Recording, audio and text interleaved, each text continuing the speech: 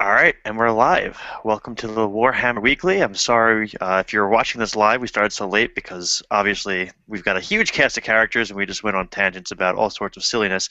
But my job today is just to move the show along. We've got a whole bunch of things to go over. Right off the bat, we're going to have some interesting questions from Malorian because somehow he has his own segment now, which is perfectly fine with me. We're going to go through a bunch of photos. We have that nickname contest thingy that we did a few shows back, so we'll get back to that. We're going to talk about Wood Elves just because a lot of people have been talking about it, and there's all sorts of bullshit about it. So we'll touch on that for a few minutes, and then we're going to go into a debate of the Chaos Gods and who is best. So, if you're really looking forward to that, watch to the end of the show. And I'm sure there's going to be about 5 to 10 other topics in there that just become because of these guys here. So, but anyway, we're going to go right into Malorian's questions. So, question number 1. It's a little-known fact that before he was tainted by the Chaos Gods, the Beast was a My Little Pony. This question is for Naren. If as the expert, which was the name of the little pony? So, Lord Tremendous's the Beast was actually a pony at one point. Naren, what's the name of that pony? Wow, that's a tough one. I was absolutely not prepared for that. Well, since its name is now Snuffleupagus, I'm going to have to assume that it was something like, man, I don't know, Snuffle something. I don't know. Tremendous, can you help me out with this one? Well, he was definitely a male pony, probably the Beast one. I'm thinking one of the blue ones, or maybe one of the black and blue ones before a fight. And if he was a pony, I would have to say he was, oh gosh, I don't know any of the ponies' names by heart. With pony naming conventions, it would have to be something that he's good at.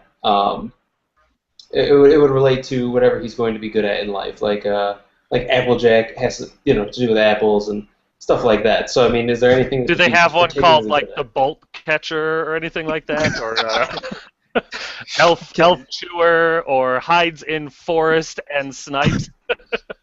He could be... Yeah, that makes sense. He was actually probably in the Everfree Forest. He was probably one of the ponies who might have been banished there, so that would make sense. Ooh, I like that he was banished. That makes sense, because that would explain the tentacle things. Okay, so... How does that explain the tentacle things? It just does. Don't expect me to explain chaos with logic. It just does. Accept it or don't. Alright, so what was the final name? Mr. T, the Metal God. Mr. T. Just the rebel pony in the background that's kind of goth that everyone's like, why is he such a dick? I don't know, man. Then one day he just grows like giant fucking Cthulhu tentacles and starts tearing them all apart. Yeah, I guess since it's Cthulhu-esque, I guess it would be the pony that should not be. Okay, that's a pony name. I love that. Dude, Lord Tremendous. Now knowing your pony's true name, what will the Beast do next time it sees an actual pony? Probably try to warp it into a chaos spawn. That's pretty. It's pretty much a one-dimensional creature. Okay. Is this gonna get sexual? No. It already has. If you're in pants, you're overdressed. I'm sorry. All right. Question number 3 is for Mitt. If you had to make a narrative battle report about the Beast and his pony, how would the battle go down?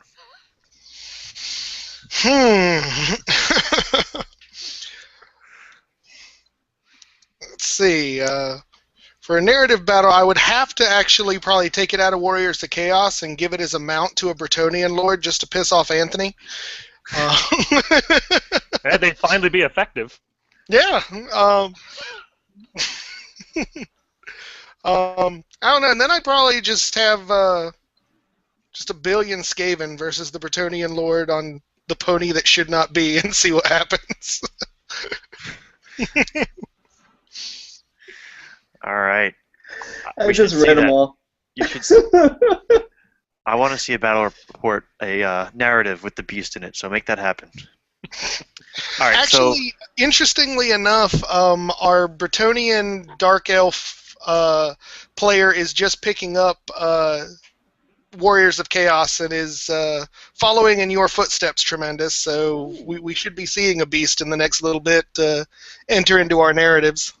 Good So I'll man. tell you what, Good man. I got one really quick, 30 seconds. So tremendous. I have a Warriors of Chaos army. What we should do is we should play a virtual game, and then make a narrative on it between my ponies and your Warriors. Yes. I'm up for it. Give me a couple of weeks because I'm traveling for my work, but when I get back, absolutely, we'll make that happen. No rush. What is Alright. your job where you travel to Vegas for your work? Nope. We'll talk about it after. Okay. All right. So so we have a virtual game at some point that will be a narrative about the Beast and his ponies. All right. So question number 4. What was your favorite cartoon as a kid? And these are all Mr. Malorian's questions. So, Lord Tremendous, favorite cartoon? Favorite cartoon as a kid had to be what's it called? The original Teen Titans. Okay. Tyler? Dylan? Ugh, sorry, I just insulted you. Go back to Canada. Tyler's gone now, Nick. Cuba has him now. Oh, I don't know if that's funny or not. Anyways, probably Dragon Ball Z. I was obsessed with that show. Mitt? All right, I'm going to date myself here, and it's probably one none of you have heard of, but it was Silverhawks. Never heard of it. What's it about? It was basically on the same time as the original Thundercats and stuff, but it was these 5 people who got turned into cybernetic bird people that flew through space and shot things with lasers that came out of their shoulders. That's my God. badass. Yeah, do a YouTube search for it. It's pretty badass. That's awesome. Check that out. All right, Naren? Teenage Mutant Ninja Turtles, man. All right. So, question number 5. In the same order that you guys answered them, with Lord T first. If you had to describe your love life using the title of a cartoon, which cartoon would it be? And you would get bonus points if it's the same cartoon you just answered.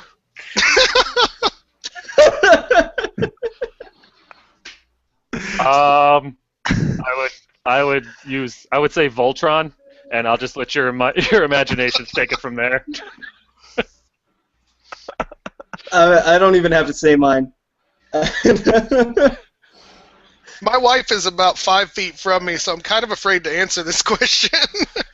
All right, you can plead the 5th. I will plead the 5th. So, Naren, is your love life similar to Teenage Mutant Ninja Turtles? No, I'd say it's probably more like Josie and the Pussycats. Or maybe Gem, because it's truly, truly outrageous. I mean, Without pictures, you're just a liar. I mean, come on, man. God, See, that sounds awesome. I guess if that's what we're aiming for, I guess I would go with Scooby-Doo, because I spend about a half an hour wondering what the hell happened, and then she takes off the mask. Does anyone go to jail afterwards? Because if so, I want pictures of that.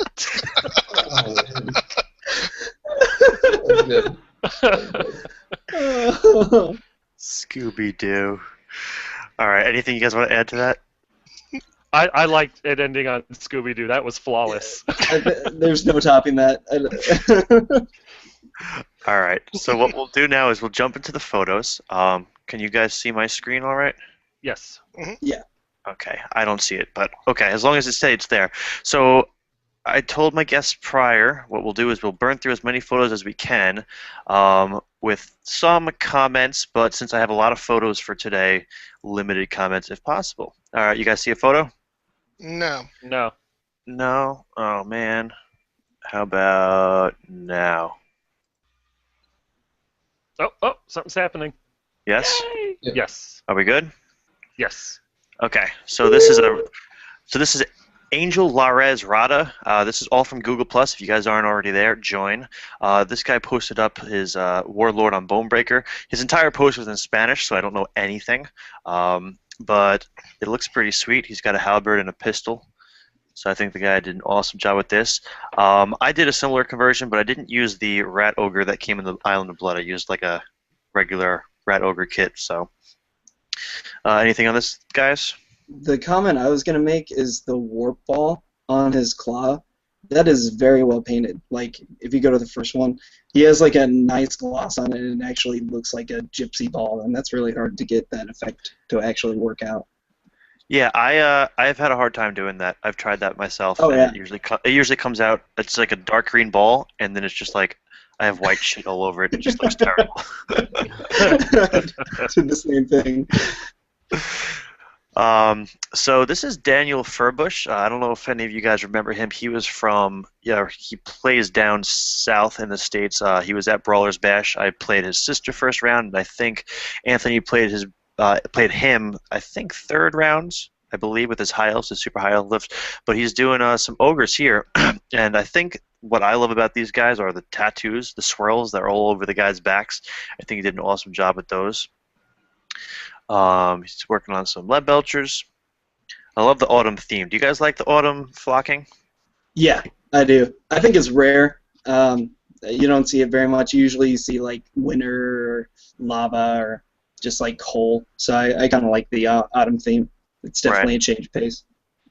I think it's pretty sweet. See, I guess I side like Malorian does it in terms of flocking is less is more, because it looks great when it's on his display boards and stuff like here, but on 90% of the boards I've ever seen that are just like green grass looking, it would look very strange. You're right. So on a display board, it would look awesome. Is that freehand? Yeah, that yeah. banner is amazing. You think Holy crap. you think that one's good? Check out this one. Oh, I wow. pooped myself. Holy shit. That's not fair. He's got 7 in that unit. He's got... Oh, it's a banner. Okay. Oh, all right. I'd have gave him 3 more attacks. So that's Daniel Furbush. He does some really awesome stuff. I don't know if anyone watched the showcase that I did from Brawlers, but the army that his wife played, the Chaos Army, the middle of the display board had like a mural representing all the gods, and I'll probably find it, especially since we're having a gods debate tonight. But it was an absolutely awesome painting. So. Yeah, he's actually from my area. I actually got to see him at another tournament that I went to, and everything he does is freaking fantastic. That's awesome. He's a really nice guy too. Mm-hmm. All right, so on to John Talby. I guess he'll kind of be the featured artist tonight, just because he posted like 50 pictures on Google Plus with his Dark Elves, so I'll kind of breeze through them. But he's got some pretty cool stuff. I guess he went with like a dark purple and a light tealish color. Mm-hmm. Does anyone use crossbows anymore? I haven't seen it in a while. My only big complaint about his, and I noticed this when I first looked at these pictures, I think he chose a skin tone that's so close to the armor that it's very hard to see where sort of the helmet stop and the face begins. Right, because he did that like grayish flesh. Ooh, the old cold ones. Ooh. Nice. And I agree with you, Nick. I really Did like Tremendous that. just say something nice about Dark Elves? No, I said something nice about cold ones. Oh, Totally different. Totally different. No, I actually, I've never obviously met this guy. He lives overseas for me, but I've talked to him a lot on my channel and stuff like that. And real smart guy, real witty guy. I like him a lot, and I would love to face this army. I like the Tron thing he's got going on here, like the black background and then the real bright highlights and stuff like that. I don't know, just Tron goes into my head. So I would enjoy killing these elves more so than a normal elf. Going back to the flesh tone, the faces are grayer, but the flesh is still like a fleshy flesh. I don't know if it's kind of like a face paint or if it's just rotting face, because dark elves are dark and crazy. But my next big comment is the bases are awesome. I don't know if he used like a stamp. I know you can do the green stuff, stamps, but they all look really, really cool. There's one into the future, into the other photos I'll show you. What unit is this? Spearman? That's pretty. Yeah. Man, are those Manic Kings of War models? I don't know. If Or are they just Johnny- old Dark Elves? It might be kit bashed. I can't tell. I think it's kit bashed, because he has this unit is all filler. Like you can see there's like a random flail in the background. Like this might be like the slave spearman unit. Like what's going on here? That reminds me of prom. All right. Except you were the girl, right? No, I just didn't have any armor on. Oh. Okay. Everything else is pretty. He might have been there. I don't know. Yeah, this unit has a lot of animation. I love that. Yeah. Like, check out this flail. Is that Elves zombies usually don't in the have flail. background, like hurting them? Yeah, they're straight up just slaves in there. That's all. That's attention to detail. It's disturbingly awesome. Yeah. That's all I gotta say. That's pretty much how you sum up Dark Elves. Disturbingly awesome. Yeah, yeah. So I could see kind of what Maturin was saying here, where like the flesh tone is kind of like close to the hair color and the armor. Yeah, I wonder if that was like his personal preference or if he was going Maybe. for something like that. Maybe. They kind of, I mean, not to Yeah, mix represent. worlds, though, they actually kind of remind me of a lot of the art that the Star Wars novels used for the Yuzong Vong.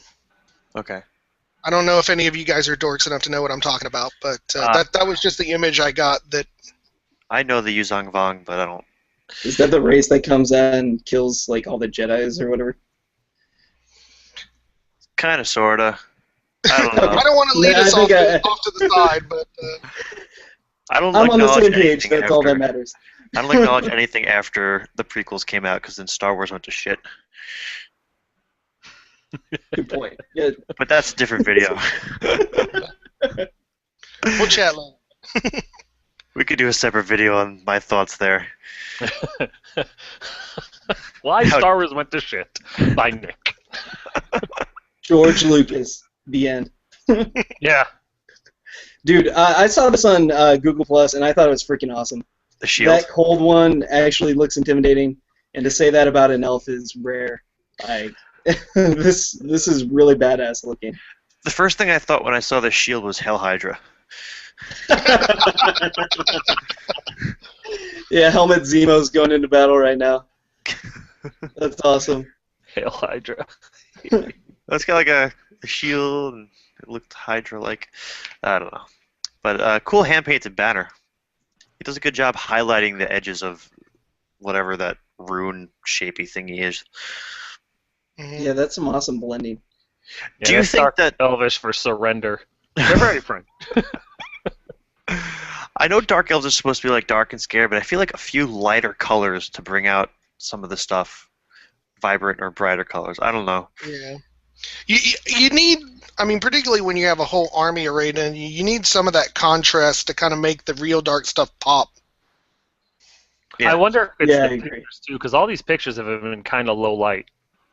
That could be true. I could be wrong. I mean, I don't know, but it just seems like there's a lot of detail and time put into these. But I think the pictures are real dark. Mm-hmm. Yeah, yeah. You know, it's kind of hard to see the real fine detail and stuff. And I've got my screen pretty much maxed, so. Gotcha. What do you guys think about the base here, though? Do you think it was a stamp? Like, if you look real close, it's got, like, stone, but then there's inlay dents into the stone. I could see it being a stamp, to be Yeah. completely honest. Those are really cool. I love how subtle they are, but once you notice them, it's just like it's something that makes them model. Yeah, I think he did an awesome job with the basing. Like, even look under the chariot, how cool that looks. I don't know if it's painted on or if it's actually dented in. Either way, it's a really good job, yeah. Yeah. All right, so we're gonna move on to Kieran Dunleavy. He posted up some Mournfang with his green ogres, his Shrek thing. Shreks. Yep. They're like onions. They're layered. They kill you. I don't know. I want to see somebody do an Ogre Kingdom's army where he paints all the guys green but gives them purple pants. I did that with my orcs, and I got so much crap for that. Just an army of freaking the Hulks. This guy, this is Moses Jones. I put this up because I just love the idea he had for the smoke coming out of the barrel of the gun. I said the same thing. Absolutely. That was the first thing I said. That smoke is awesome. So I think people should try doing stuff like that more. That's pretty clever. And it's not overdone. It doesn't look hokey or anything. It actually looks legit. Yeah, I like it. Very well done. This is Mr. Lee Mech Shop. He's doing some crazy conversion of a demon guy on a skull crusher with a cape of skulls. There's all green stuff, which is crazy. He needs to do a tutorial on green stuff, I swear, because all of his conversions are freaking excellent. Yeah. That's all I gotta say. If he's watching, do it. Let me actually ask a question. Video. Let me ask a question, you guys, in relation to this. I see all of these conversions done with green stuff. Is there a place where you can get green stuff in like mass quantities? Because just what they sell from GW, there is no way that some of these folks are kicking out that kind of money every time they're doing just a little bit of that green stuff. I know the shop by me sells a different brand, and it comes in bigger tubes. Mm-hmm. I'm sure there's hobby shops, like hobby websites you could check out that will have bigger tubes of this stuff. The blue and the green stuff that you mix together. On what Nick was saying, I did the same thing. Like, I get my green stuff from a hobby shop that sells like train sets and like those car hobby model sets and stuff, and it's so much more for your buck. Yeah, so I wouldn't buy just the GW stuff if you're trying to do something big like this, because it would probably take forever. Yeah. Because I'm really thinking of what I'm going to do for my Great Unclean one for the demons, and the only ideas I've had would need about 10 pounds of the stuff, I think. Yeah? Just go with Play-Doh, man. My daughter would kill me if I tried to take her Play-Doh. Are you kidding? Alright, so this, the user guy's name was The Low. I don't know what his actual name is, but he's working on some Bretonnian stuff. I just love Bretonnian stuff when it's painted up like this and it's all done. Like, I've seen so many half-done Bretonnian armies where I'm like, ugh, Bretonnia sucks. I would never want to paint an army. But once it's done, look how awesome that looks. Yeah, it's a lot of dedication, but it's definitely worth it in the end. And he's very skilled. You can tell he has nice parallel lines going down, and that's something like doesn't seem like that it's hard until you try to do it. Yes. That's one of the best parts about Bretonnia is when you do finish it, and I mean it's one of the few armies that's actually meant to be bright and pop out like that. It's fantastic. Yeah, they're flamboyant and they kick your ass. It's like, I don't know. They don't kick my ass, but they do look good as they're being taken off the table. Oh, it just happened! I got to side with Tremendous on that one. Nothing looks as good as a dead pile of knights. Especially when they're the other guys' knights. I hate it when I have to pick up mine. So the other prophetess, did he do the things freehand on her cape? Yeah. The little, what do you call those little shapes? The fleur-de-lis? Yeah, what does that mean? Should I know what that means? It's a Mardi Gras thing. I don't know. I think it's a saint French. It's a French symbol. It's the flower of something. I don't remember what the last part of it is. I love when we learn new things on this show. Flower of death. That's why Learning we need with Tyler Warhammer here so he Weekly. can tell us. He's going to tell us how to escape from Cuban captors. That's all. All right, so Is it too soon? It's only fun. It's only cruel if it's true. I don't really think so. He's on his honeymoon. I wouldn't talk to you guys either if I was on my honeymoon. Sorry. Yeah, straight up. Those are awesome. I love the color of metal he's going with, and he did it very well. this is Tom Dudley. I love the way he's painting these. They look really cool. I love what he did with the shields. They're obviously Slanesh, but my problem with it is the blue is not Slanesh. I know that's OCD nitpicking garbage, and I'm actually ashamed of myself for saying it, but it's just like the light blue drives me crazy with the Slanesh theme, and that's other than that though, this army is awesome. Well, I actually totally agree. It's knowing the fluff. The blue is very distracting. Yes. I can dig it. I like the Sigvald conversion. I love that unit filler. That's outstanding. Yeah, that this one? is really badass. Finally found a use for skull crushers in a Slanesh army. That's perfect. Man, there is a lot of kinky stuff on Warhammer Weekly today. Yeah, you know. Whips and slaves and yeah.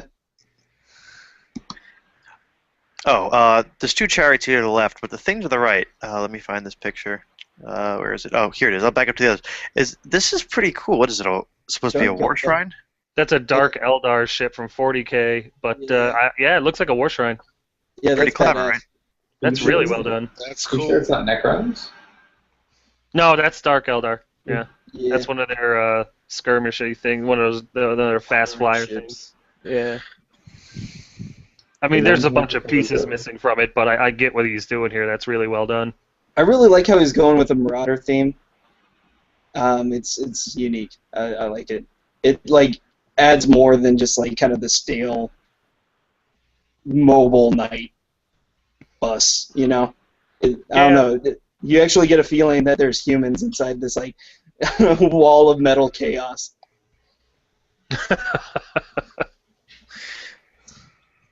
What do you guys think about this guy, Ogre Shaggoth? The ogre looks really good. The blades, I think. I mean, just not to be a nitpicker, but the weapon itself looks like it was just kind of spit on a little bit. The actual Shaggoth itself looks great, but the weapon I think needs a little work in order to be worthy of this guy. Mm-hmm. It just seems plain. Just throw some blood on it. It will probably look good. Yeah. Thoughts on this Hell Cannon? This is the last photo. It's a boy. And it's happy? Kind of reminds me of the thing from Toy Story, like that baby thing on the robotic spider. Oh yeah, Well said. that's pretty good. This is the Skull Crusher bottom, right? Mm-hmm.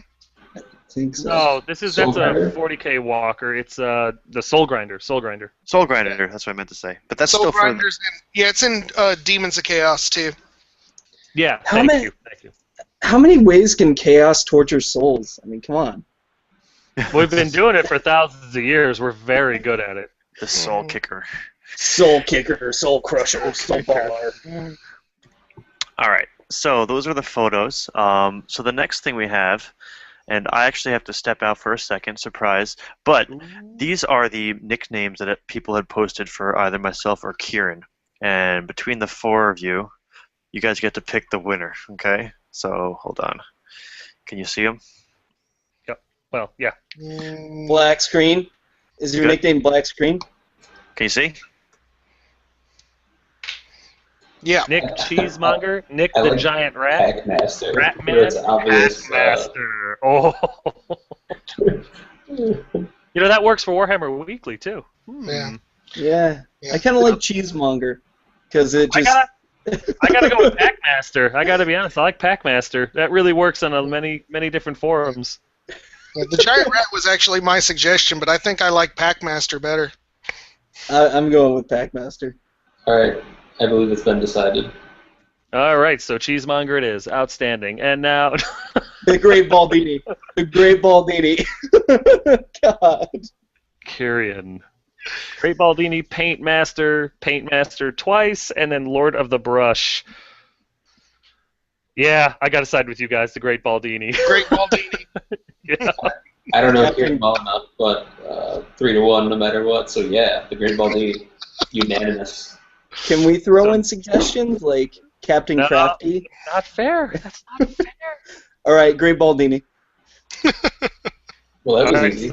So Nick is the Packmaster, and Kyrian is the Great Baldini. Now we need shirts. Now we Right. need shirts. I would totally wear a shirt with a picture of Kieran with the Great Baldini like emblazoned across the front of it. I would. And then, like in the front, I would have Nick like the Packmaster, and then it would be like Warhammer Weekly, and then there would be his little Skaven guys on there, and on the back, Kyrian the Great Baldini with like the little crystal ball and maybe a rabbit coming out of a hat. Just a glare, you know. I Awesome. could see us all being like Power Rangers, and the Great Baldini would be like a Zordon. So what If you you guys? guys don't watch Power Rangers, I'm sorry. What'd you guys come up with? You are now the Packmaster, and that works, like I said, on many different forums. It's great because you play Skaven, and it's great because you kind of run the Warhammer Weekly thing. So The Packmaster is now your new official nickname. We'll get shirts, and then Kyrian is going to be the Great Baldini, because that was pretty much gonna happen. That was too well rounded to not use. It's sad because like there's things that are like complimenting him, but automatically the only one that's like kind of like snarky, it's like, Baldini, we gotta go with that. Well, All right. So Like I said, Packmaster and we're the Great bad. Baldini. yep. You'll have to do up a banner. I will. I planned on it. Outstanding. All right. So so we have Wood Elf discussion and Chaos Gods left. So we'll talk Wood Elves for maybe 10, 15 minutes. I know Dylan kind of wanted to go through some stuff because I know Balorian and Anthony were putting up stuff. But my thoughts, and I'll keep them simple. Obviously, they can't work in combat, and I just think it's a terrible book. I really do. And now you guys will have a chance to either agree with me or shit on me. Well, the point that I made, and I made this in response to, I think, Anthony's, I think the Wood Elf book is a great example for how GW really is not focused on the competitive game.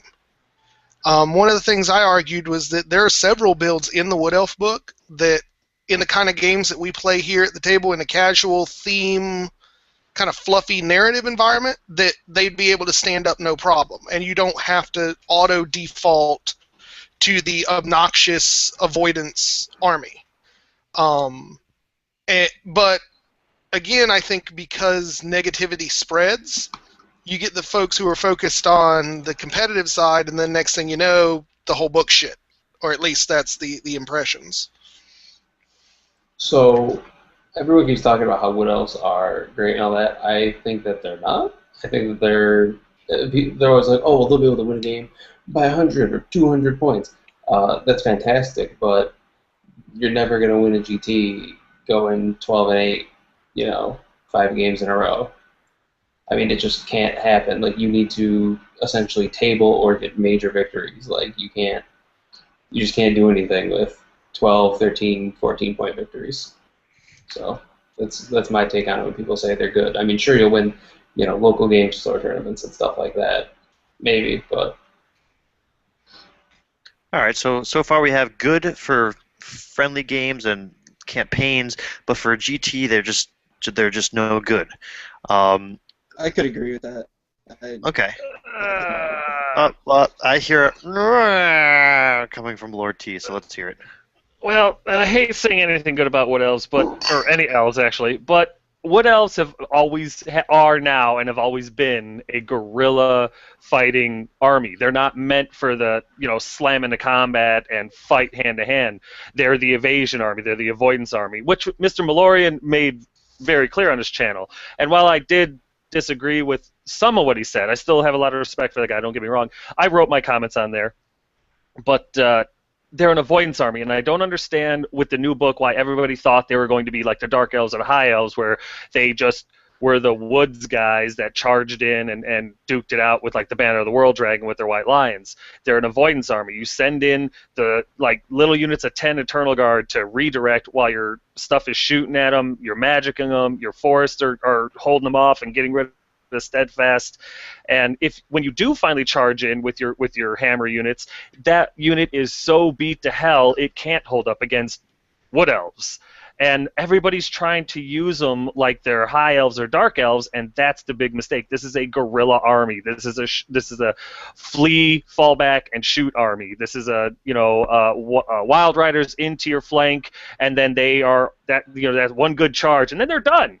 And people don't understand that. They looked at the new book and they said, oh, cool, I'm going to be able to play them like High Elves and Dark Elves. No, fool, they're a guerrilla fighting army. If you don't get into combat on your terms, perfectly on your terms, I'm going to roll you over. And that's where the biggest problem comes with. It's a guerrilla army. If you try to use it in another way or outside of that realm, then you're going to run into a lot of fail. And I think that's where all the frustration is coming from. Everybody thinks they suck, but in reality, it's the player. You're using them wrong. The thing is that consistency is big, and I think that's where you see a lot of the top armies is that they're all consistent. So the problem is you bring them, and like you said, well, you smash them with their Wild Riders. Well, most people are playing 2 units of 5.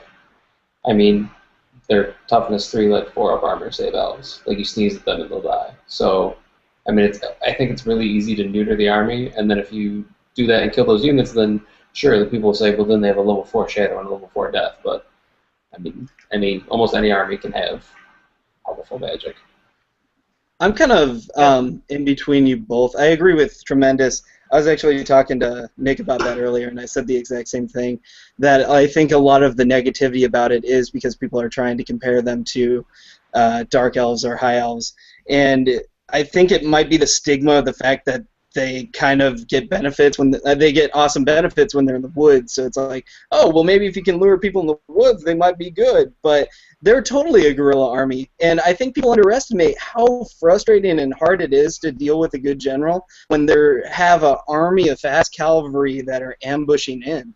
I mean, there's no direct place, and when you're so used to playing one format, like just straight up battle line or anything like that, you're going to totally have to rechange your strategy to deal with these fast cav.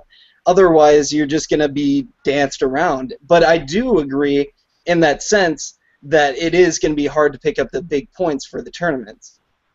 Well, I know a lot of people, too, that would say that Bretonnians would never win a GT without the new book. And there's one amongst our group that is proof positive that it really comes down to the general. And he used his army correctly, and he walked away with exactly what he should have walked away with, first place. And that's what happens. You'll get a Wood Elf player to do the same thing. You're going to find that guy that understands guerrilla tactics, understands the strengths of the book, and you're going to get the people that sit down across and go, playing Warriors of Chaos against the Wood Elf army, I got this. And then 5 turns into it, your army's all destroyed, and then the Wild Riders charge. Or hell, even the Eternal Guard, when there's only 3 Chaos Warriors left, you got a problem. And so it really comes down to the general and playing to the army's strengths, as long as they're also your playstyle strengths. And just like with Bretonnians, everybody's like, oh, it's a weaker book, yada, yada, yada. They can still win GTs provided you have the right guy behind the wheel. Or girl. I also feel like their shooting is greatly underrated. Like, people will just walk into it, and they'll just be picked off like flies. Guilty. Oh, look, archers! Damn it! I'm Chaos Warriors, I don't care.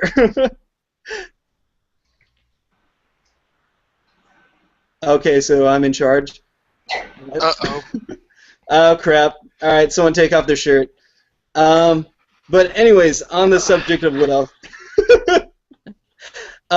So, Materim, where do you think you lie? You stated your point, but do you think I guess, following with Malorian's videos that he has now, because that's creating the most buzz right now amongst YouTube, would you agree with him that they can be bad for the game, or that most people just don't like playing them because they are a runaway army? Do you think they are good? Go ahead. I don't think what is bad for the game is inherent in the Wood Elves. I think it's more inherent in, frankly, in the focus on the types of tournaments there are where you need those crush everyone's face wins. So, I mean, that sort of thing sets up the fact that, the only playable Wood Elf army is super avoidance. It also sets up the only worthwhile Warriors of Chaos is Nurgle Demon Prince BS spam. And so I think if, in general, the community changed a little bit to make it more, I guess, make even tournaments more multifaceted, where you need to do more than just crush the other guy, you'd start seeing other builds, and people wouldn't be so focused on one specific setup. I agree. It definitely, when I was reading through it the first time, I feel like this book can have an opportunity to kind of shake up the meta a bit, because it does change how you have to play. What were you gonna say, Naren? I think that was an excellent point about changing. Well, not necessarily about changing, but just tournaments in general, about how they. They favor a 20-0 system, which is fine, but I think something like that would need to change, though, in order for Wood Elves to be more successful. But speaking to the point that they might not be fun to play against, I mean, there are people that will say, a Neural Demon Prince is fun to play against because, I mean, just the Unbreakable rule in general, you can name anything with Unbreakable. Steam tanks aren't fun, all that kind of stuff. But, I mean, that's just the way different armies play. No one wants to run into a block of 50 slaves, but that's what Skaven do. I mean, everyone's good at something. I mean, How do you feel you would get around it? Like, how do you feel you'd get around the fast cow and shooting? I mean, I guess it's really heavily army dependent. I mean, it's with the Skaven that I'm going to be running. I mean, Plague's a great answer. So bodies, basically. I mean, you throw Plague at either toughness 3 elves, you're going to kill, 2 or 3, and I mean, just block up, sit in a corner. I mean, they're probably going to kill your Doom Wheel, they're probably going to kill your Helpet, and they're probably going to kill both your Warbinding Cannons. Yeah, definitely. But, that doesn't mean that you can't, 6 die, 13th, or Plague, or Cloud of Corruption, or any of those spells, or even Smash Slaves and, a unit of fast cav. I mean, it's not likely, but, I mean, if you, start devastating them with your magic, they're going to have to make plays too. So That's a good point, too. Do you think it kind of, I guess I'll move to you, Tremendous, so we can just go down, Robin, and then we can move on. Do you think it opens up for more opportunities to use different magics? Because I feel like higher toughness or even toughness spells against them would be very effective, or even just like stuff like Zinch magic or fire magic would be very effective, or stuff like the vampire counts magic would be very effective. And you normally don't see that very much. I think the same magic that works against Dark Elves and High Elves will work just fine against the Wood Elves. It'll just be a matter of making sure that when you get them into your forward arcs and everything like that, you're not setting them up for a favorable charge or putting them out of a position to charge something else. It's all about target priority. So, no, I think the magic and stuff doesn't have to change too much. Just simply because, when you're making a list, especially for a GT or even a friendly game and stuff like that, you still kind of make it an all-comers list if it's not a very specific game. And so you should be ready for, toughness 3, toughness 4, infantry and stuff like that, no matter what you're facing. So I think pretty much all the lores have all the different ways to deal with them, with Lore of Metal against the Wood Elves being the least useful. But with the exception of Final Transmutation, which of course takes the cake. But it's just one of those things where I wouldn't necessarily alter my GT list for Wood Elf opponents, because that's going to come more down to the movement phase and stuff like that. Using the woods against them, if they take that acorn in order to give them the -1 for soft cover shooting through the woods, unless of course they're in the woods. Things like that. It's like, yeah, I'm in the woods. I'm not steadfast, but now you're at a further negative to shoot at me, and I can get to you and stuff like that. It really comes down to the movement phase and a healthy dose of luck in some situations. Okay. Do you guys all have the Wood Elf book, or have you looked through it? Oh, yeah. My wife does. She plays Wood Elves. I guess I play Wood Elves, but I'm racist towards elves, so I made a tree army. So I was looking through it, and I feel like there's a bunch of different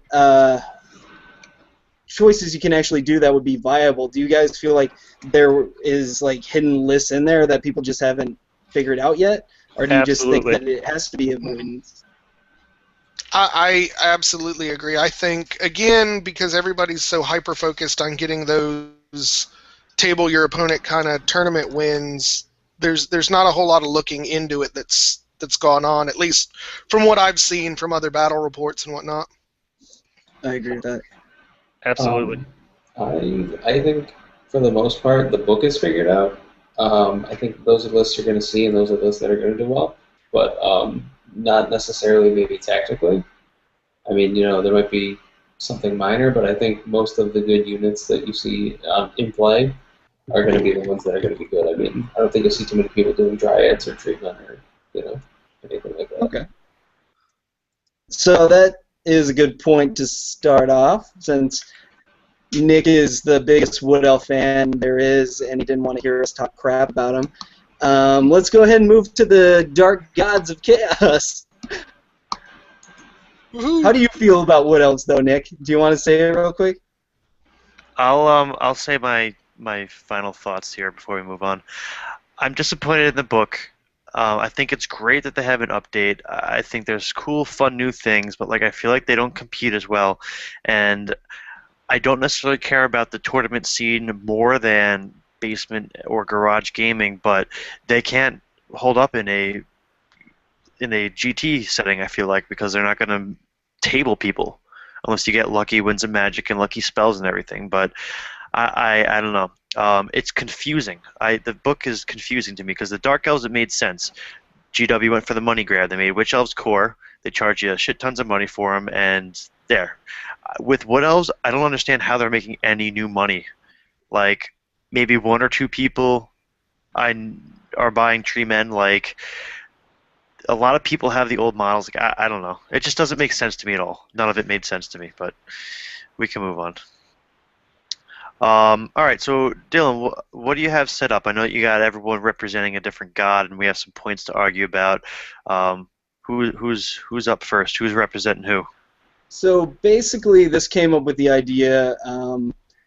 Tremendous and I were talking. He got called out by a Slanesh demon player. Do you want to talk about that real quick, Tremendous, and then I can explain what we're going to be doing? Sure. I got called out in the most awesome way ever. I actually got a message sent to me on my channel. Somebody let me know that I got called out by Demonic Orchid. Real cool guy. Never met him in real life. I'm going to see him at the Rock Wars GT on September 12th to the 14th. We're going to get a game in because I don't remember what the comment was or what the discussion was, but somebody said something along the lines of which of the Chaos Gods are the weakest, and of course, me being a huge Tzeentch follower and a Khorne dabbler, I was like, well, Slanesh, he's just kind of the beating the whipping boy of the Chaos Gods. He's the youngest. He's kind of a sissy. Oh, I'm immune to fear, terror, and panic. Who cares? Die in a fire. And that was all I thought of it. Well, apparently, some of the more devoted Slanesh followers out there, Demonic being the main one, he called me out, and he did it so awesome. He did an actual camera thing where he recorded it, and then he put it on his channel. Love his channel, too, by the way. And, he called me out on there, and there I am. I just come back with my family from running an errand, and I'm sitting there watching on my laptop in front. I got the wife next to me. I got the boys next to me. We're all watching this. And, sure enough, I was like, oh, I've got to respond. I don't know what to do. I threw a response back real quick on my channel, and then, we're going to decide 2,200 points at the Rock Wars GT, probably on the 11th, just before the tournament starts. We're going to get a game in Tzeentch and Khorne, or Tzeentch mainly, and a little bit of Khorne versus his Slanesh army. Basically, our Rock War lists, and we're just going to beat the crud out of each other, and we're going to do multiple battle reports. It's going to be a lot of fun. I'm really looking forward to meeting this guy. So that was basically the inspiration behind this, is if all the gods just decided to have a huge brawl out and see who would come out on top. We're just going to be naming some points, and we're just going to be jib-jabbing like kids arguing who would win versus Thor and Superman. If you want, you guys can comment who you think would win. If you feel like you just need to be like, oh, Slanesh would defeat them all, then just go ahead and post that. I mean, more debate is awesome. We're all representing one person. Tremendous obviously stole Tzeentch. Mitt Serum got Papa Nurgle. Alright, Slanesh and Naren got Papa Nurgle. And Nick is unmarked. And you're Khorne. Yeah, and I obviously ended up with Khorne. All right, so debate, and I'll be the final judge and/or referee. And my vote's for Sigmar, by the way. Well, your god's dead. Anyway. So who's best? So speaking about death, well, there is only one Lord of Death, and that's Nurgle. And I don't know if you know this, but Nurgle is also the oldest of the gods, so he has experience. I mean, and let's just look at the book in general. No one plays Tzeentch Demon Prince or Khorne Demon Prince or Slanesh Demon. Everyone plays Nurgle. They play Nurgle because it's the best mark. I mean, do you see people fielding hordes of bloodletters? No, you see them fielding hordes of plague bears. I mean, you know, the mark's great, the lore's great, and it gives you access to the lore of death, which, as we all know, is probably the best lore in the game, give or take. I mean, I don't know, it was really hard to argue with a god whose, you know, disease has been here since the beginning of time. As long as there is life, there will be disease. As long as there is, you know, death, there's going to be Nurgle. Right. The problem is, though, is that in doing all that, Nurgle is actually serving Slaanesh. As the god of excess, each of the greater of the other gods represents something taken to the point of excess. So no matter how well they do what it is that they do, they're still ultimately serving Slaanesh because they are embodiments themselves of excess. So there's no way they can escape from that unless they deny what they truly are. You want to jump in? That was so mind-boggling. Is this where I drop the mic and walk off the screen? Is that, well, no, I mean, that's like when your little brother starts yapping, and then, you know, you don't pay him any mind. I mean... Okay, I'll go ahead and start from there. I sit on a fucking throne of skulls. You cannot manipulate me. If you try, I'm like the Incredible Hulk. All I want to do is kill crap. And the more crap I kill, and the more skulls I collect and blood is spilled in my name, the more powerful I get. And it doesn't matter if you manipulate me or over time. As long as time exists and people exist, there's going to be war. As long as you guys exist and like gods exist, there's going to be conflict. And as long as there's conflict and blood being spilled, there's going to be blood for the blood god. And I'm going to be sitting on my throne of skulls hulking out and just freaking killing things. Awesome. That's all I got to say. And the further that you drive people to pursue war, the greater excesses will be achieved, and Slaanesh will be glorified. See, but you could never actually top the throne. You're just like riding my coattails. You're like, oh yeah, feed me with your blood. Well, this is awesome. If it were only Khorne seeking excess, you're right, but the other two gods are doing it too. So Slaanesh is gaining power, as much power as the other three gods combined. So as this is going on, though, the conflict is raising, fueling me. So it's an infinite exponential build that all gets funneled ×3 to Slaanesh. Listen, well, Slaanesh worshippers are spreading, you know, the glorious diseases of Nurgle all through each other. And, well, Khorne is worshipping the god of death clearly by murdering and sitting upon a throne of death, literally. I worship myself. Sounds like Khorne is a worshipper of Nurgle. I mean... spreading all that death. Well, now that all of you have had your fun, let me go ahead and set you straight. I'm glad you're all sitting down, by the way, because let me explain to you why Tzeentch is so superior to all the other gods, including Sigmar, the dead one. First of all, Nurgle's cute. He plays with his little diseases and his pestilence, and he's just the fat, retarded guy running around doing his thing. He's really not substantial at all. He's very easily distracted, and he's also like the abusive ex-husband.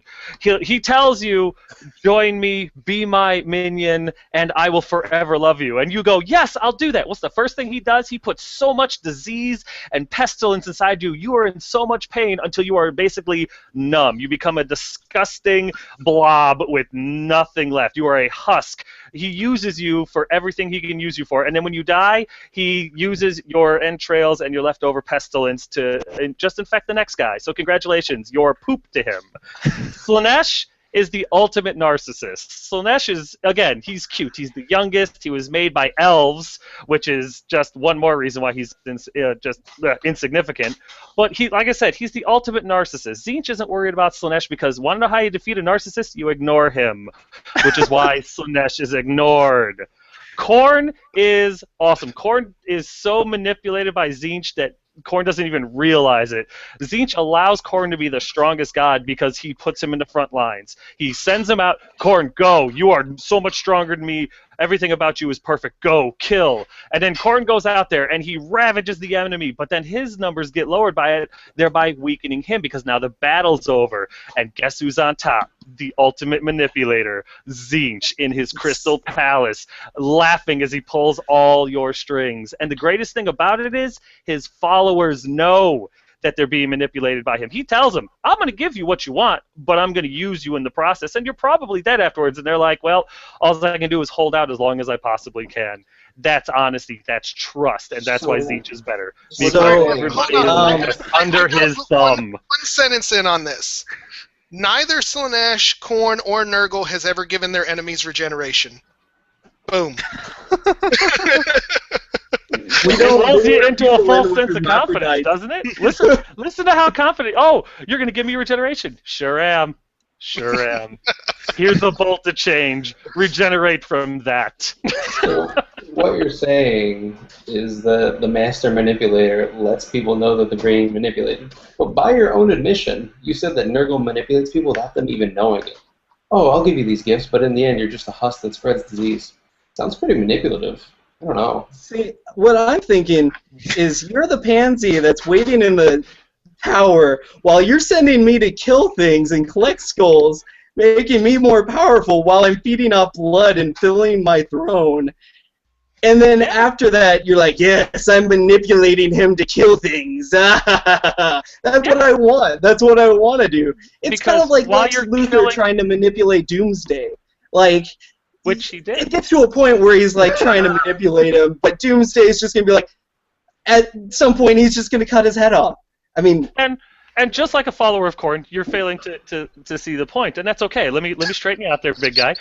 Your god, Khorne, is the strongest in battle. So Tzeentch, goes, look, they're there, go! And he's super strong while he's defeating Tzeentch's enemies. And what happens when all the enemies goes away, and the war and the battle stops? His power wanes. Wait, and then who's strong? Who stays the strongest the whole time? And then the Nurgle guy, he's not manipulating anybody. He's not that clever. He's not that smart. All he's thinking is, need another petri dish. That's it. He lies to the people. He lies. There's a difference between manipulation and blatant lying.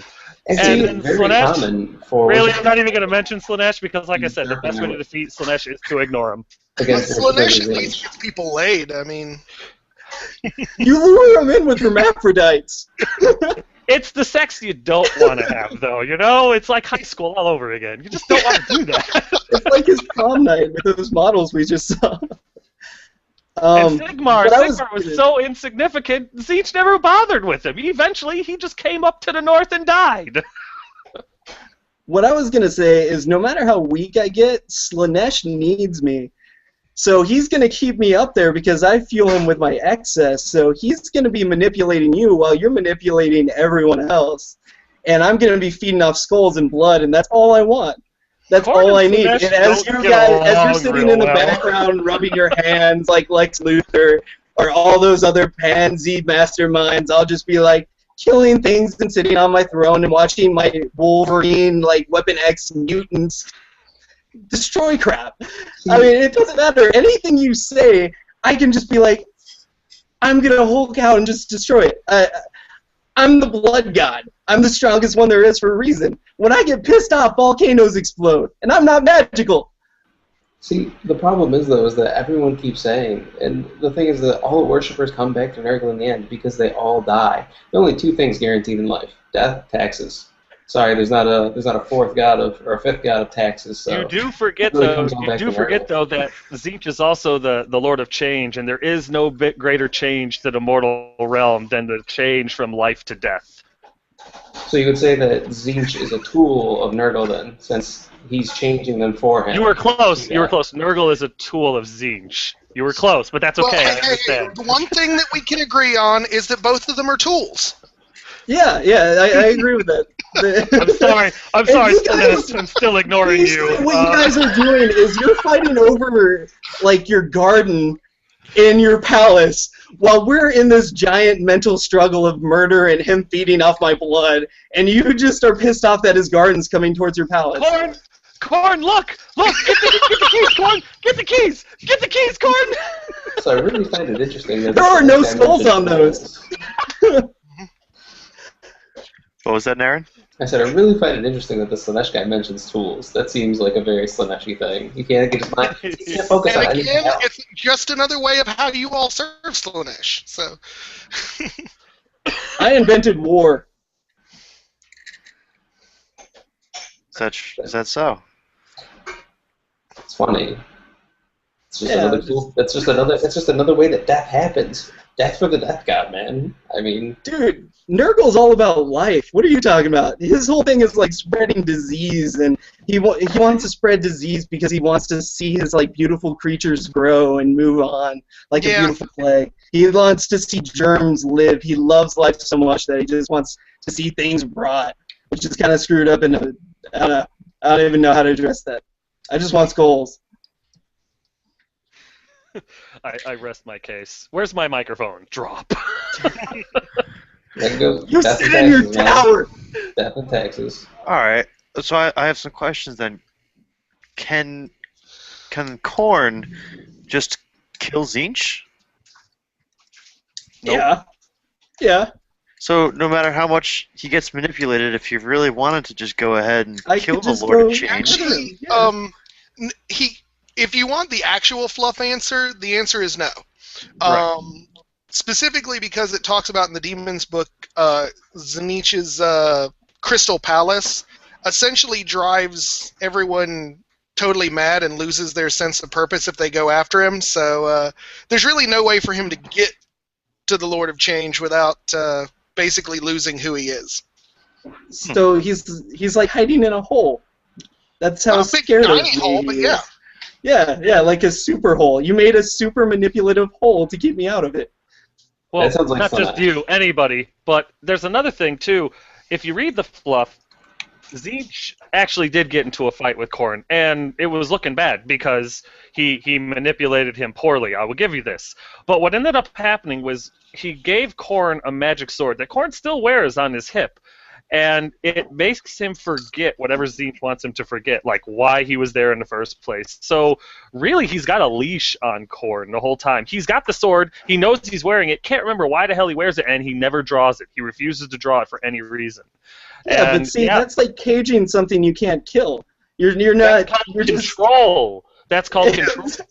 Yeah, That's what we it do to really doesn't criminals. matter if you can kill Khorne or not, as long as he can unleash him on his enemies. That's pretty much done deal. And why We're would I talking want to about, get like, rid all of? who Why would I want are to kill who my would die. best pit bull? You know?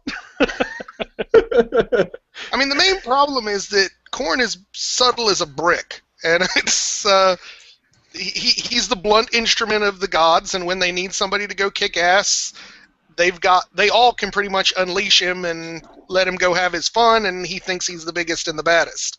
Steve, but the thing is, they all agree that he is able to do it, so they just let him do it.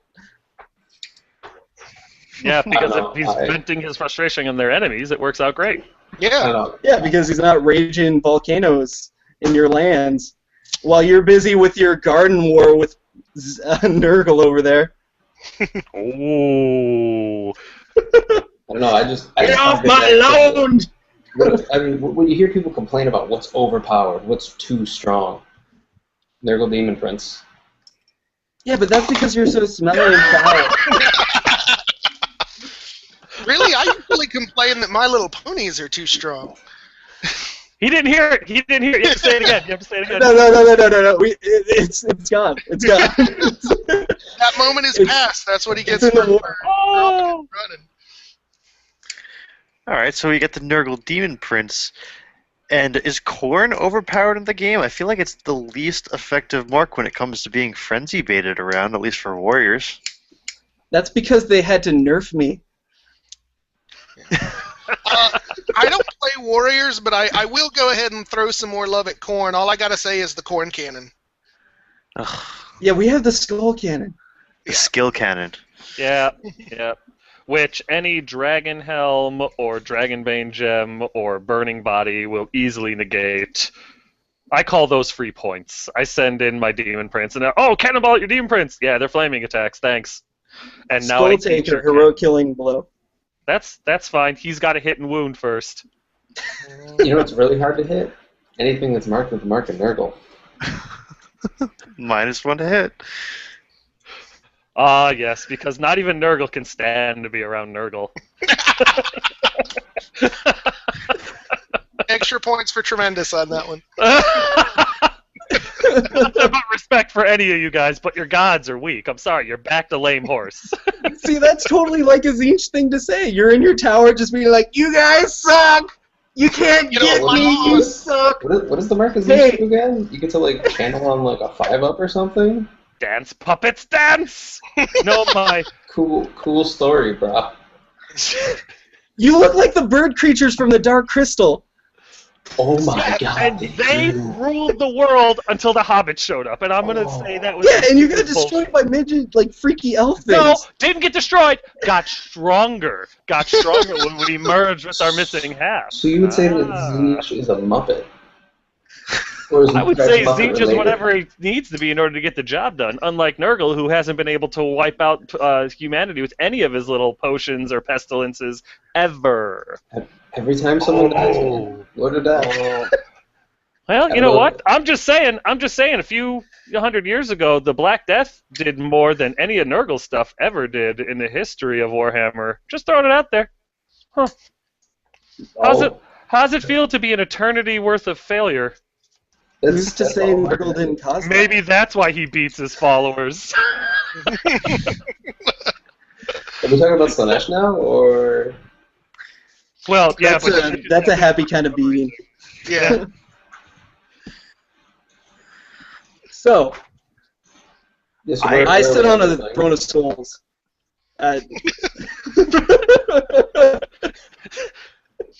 Slanesh sits on whatever you want him to sit on, so... oh, yes, sir, you are correct, sir. every time he walks by, I hear a whistle. I don't get it. I think there's a clapping, too. Why does that happen? Does he have a boob in it? The thing about Slanesh that's going to make him so that he's never a real threat is the fact that he's half man and half woman. Destined to argue with himself for eternity. I mean, he's never going to be a threat because he's never going to be able to get out of his own head. He's always going to be wondering what the other half is thinking about, or why it's not talking to him, or why it's so angry, or do I look fat? Is there something wrong with me? You're seeing someone else, aren't you? And Well, it's a circle of just destruction. He's just too busy with his own personal demons to be See, any real I would threat to also like to Zinch. point out that now we can rule out Zinch, because Zinch clearly is sexist, and I just want you to know that Nurgle's an equal opportunity death dealer. So, Well, you know what? I mean, to Aggressive. be honest, if you read the lore, Slanesh is kind of sexist too, as strange as it is. I don't know if you guys have heard the story of the mask. Like, basically, Yeah. Slanesh gets his ass whooped at some point and is mean and grumpy. And so the mask was his consort who decided to dance the most wonderful dance ever to cheer him up. He assumed that she was mocking him, and so he cursed her to dance through all eternity forever. And it's like, damn, see if I do anything nice to you ever again. So basically, there's no reason we should try to please you. Oh, absolutely not. Slanesh is an absolutely terrible being. Don't be friends I'd with like to him. mention that I am not sexist. I have Valkia. Oh. Blood for the that. blood god. Well, I think we're going to have to leave this up to the viewers. What I actually did was I put comments below about which god is best, and then you thumbs up the ones you like, and don't thumbs down because then eventually the comment will just disappear. But thumbs up the gods you like, and then we'll see who gets the best votes. I'll kind of chime in on my thoughts, and then you guys could argue some more if you wish. Far the best is Nurgle, I must say. However, for the arguments that you guys put up tonight, Naren said that Nurgle is older and experienced, and that sounds like he's just talking about how he likes his women. Materim, yes, sir, you are correct, sir.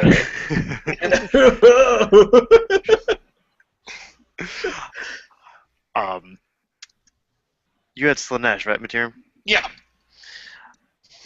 You just boggled my mind. You said so many things that were just so crazy. I honestly don't understand Slanesh. Is that normal?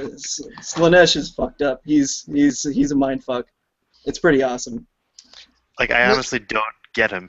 The trick about Slanesh is he is all things in excess. And so there's really nothing you can talk about that exists that can't be pushed to that excess. And that's actually one of the things they specifically mention in the Demons of Chaos book, that the other three gods actually fear Slaanesh for the exact same reason I pointed out, is that they're concerned that their own excesses will eventually empower him to the point where he eclipses them. And I figure that's, if you can make three of your other brother gods, even being the youngest born, afraid of you, I think that's points in your favor. See, from the way I was reading it, Crone is... Khorne is too stupid to realize that. He thinks you're a usurper of him. Like, he doesn't think you're going to overthrow him. He just thinks you're going to try to fight him at some point. Whereas the other gods realize that you are a threat. I'm just like, oh, he's going to fight me at some point. I have to kill him.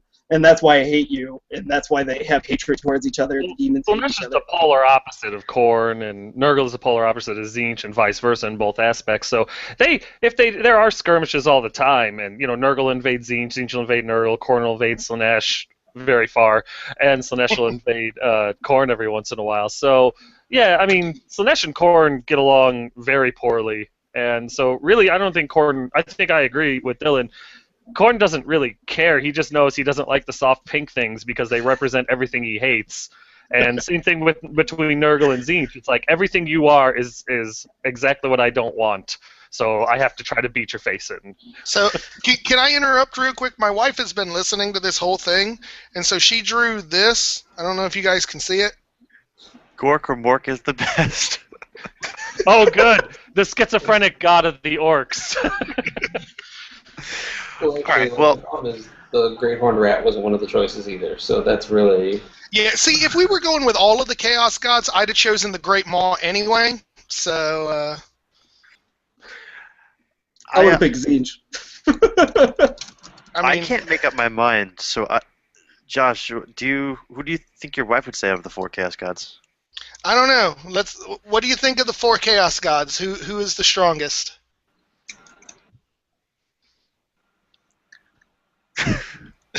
Ooh. She says she doesn't care about them, so her vote is still for Gork or Mork.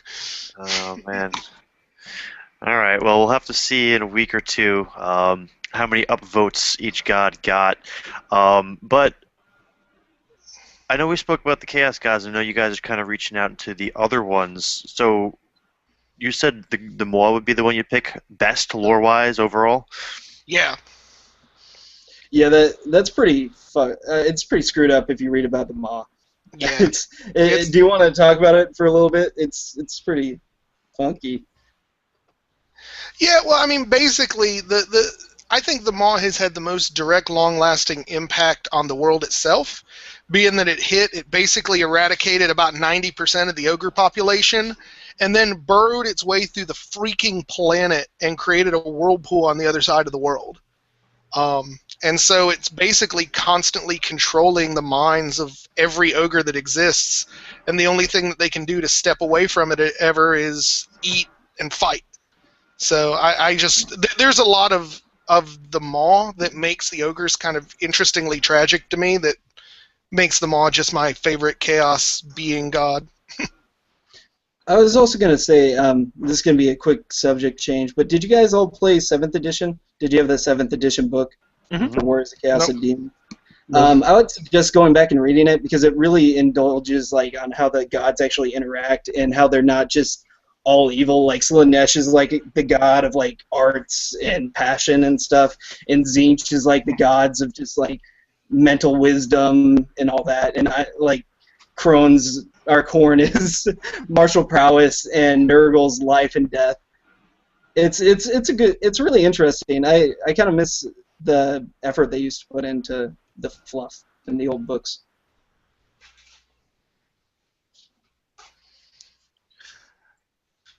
Yeah, I didn't read the 7th edition fluff for Warriors of Chaos. It's good stuff. I suggest going out and reading it somehow. It's probably $5. Someone's using it as toilet paper somewhere.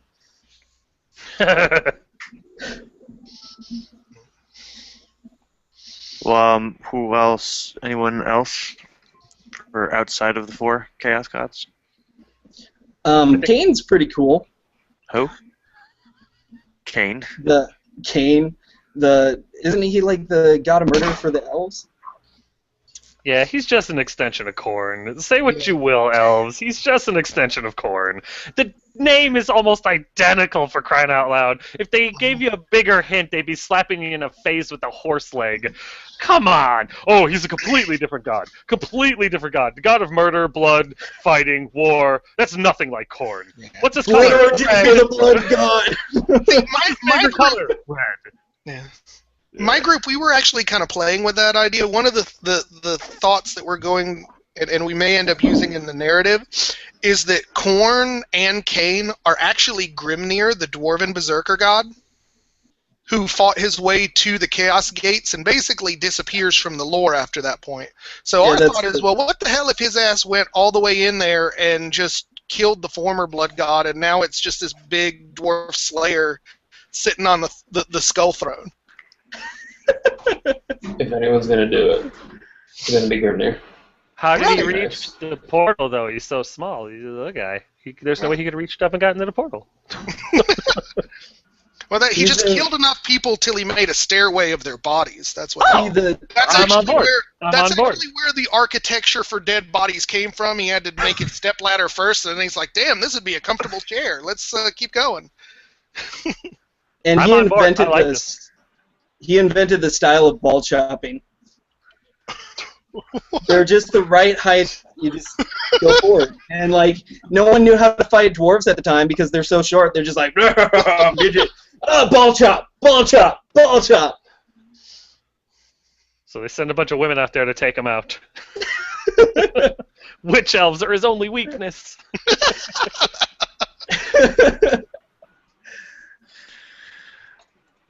So is there any other topics you guys wanted to touch in? Or was there any questions or anything? Nick, I you didn't said see any you, in the comments. you had Oh, something to ask me or Mallory? something?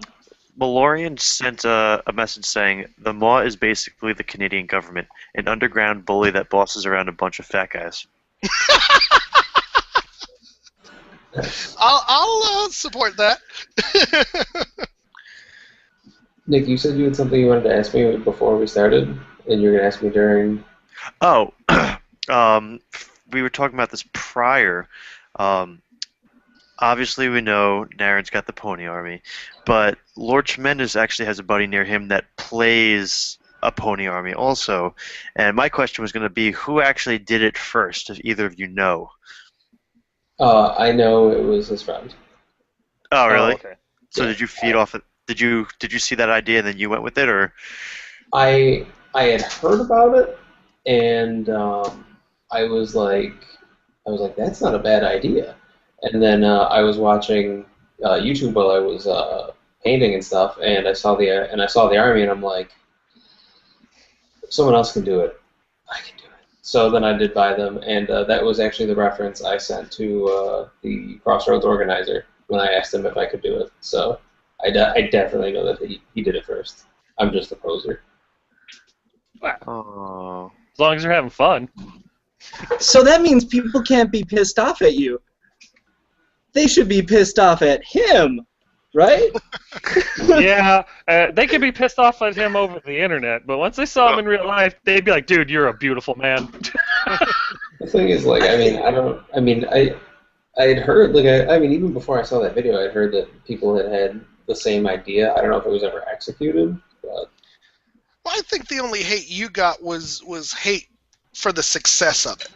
I think more people were pissed off that you not only did that such random idea, but then you took it to a GT and won Best General, and Which was awesome. Yeah. right, which was awesome. But I think that gave everybody the focus to just make you the poster boy for Brony Beatdown. Yeah, like my thoughts were I could understand why people would be upset. It destroys it's like disillusioning basically, and I could see why people would get upset about it. But for me, I don't really care. No, I thought it was awesome, and I said so when the first videos came I out. remember talking to you about that, and I said the same thing. And I'm like, no, I'm not dissing it. I'm just saying I can understand people why they'd be it wouldn't be their cup of tea. I will understand why, but I'll never give it. But yeah. All right. Anything else you guys want to anything else you guys want to touch on? Well, at this current moment, good news from Mitt, Slanesh is winning with 4 votes. Whoo! Zeech is right behind him with 3. Uh, Who logged into their other account and clicked the up button? You See, bastards. and then the DeLorean downvoted Nurgle because the Brony guy said it. I haven't even voted yet, so Slanesh is going to have another one. Yeah. With this account, I'm on to you, Slanesh. Ah. Well, I've got to have one account for the male version, one account for the female version, right? Is that? No, that's still Smart. cheating. He's going to go onto chat rooms and pretend he's an 18-year-old girl and get them to vote. So Slanesh. So Slanesh. I think we might be getting a little close to those topics that might get me arrested, so let's rein that in a little bit. It was 18. I'll just leave it there. Okay, thank you. Inappropriate. Out of all the stuff we touched on, I like how that's the one that's like, oh no, we went too far. That was it. That was the buzzword. That was the bar. How about this? One last topic, and unfortunately, Korn doesn't really get to play here, but which lore is best between those 3 gods? Skulls. Slanesh. No, I'd have to go with.